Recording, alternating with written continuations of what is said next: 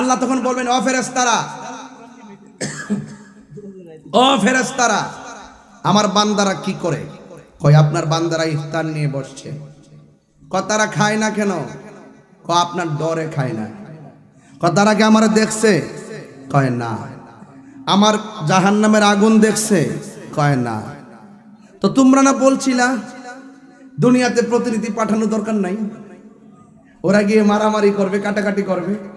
আমি আল্লাহ বলছিলাম না আমি যাহা জানি তোমরা তা জানো না?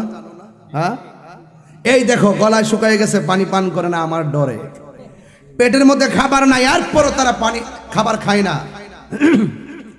আমি আল্লাহর ভয়ে। তোমরা সাক্ষী থাকো, আমার প্রেমিকগুলা পানিটা মুখে দিতে দেরি হবে, আমি আল্লাহ তাদেরকে বান্দা থেকে বন্ধু বানাইতে দেরি করব না। এটা কি দুঃখের সংবাদ না আনন্দের সংবাদ?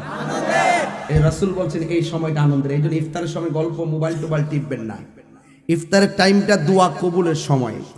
এই মুহূর্তে বলবেন আল্লাহ রোজাটা কবুল করো, আমার আব্বা আম্মারে মাফ করো, আব্বা আম্মার কবর জান্নাতের বাগান করো। এই দোয়াটা আল্লাহ কবুল করেন। আর একটা দোয়া কবুলের সময় হইলো আমরা যে সানি খুতবা দেই না, সানি আজান দেই, প্রথম খুতবা পড়ার পর আমরা বসি, এই যতক্ষণ বসবেন এই টাইমটার দোয়াটা কবুল হয়। দাঁড়ায় যাওয়ার আগে ওই টাইমে দোয়া করো, আল্লাহ নামাজটা কবুল করো, গুনাহটা মাফ করো। বলতে কি সময় বেশি লাগে?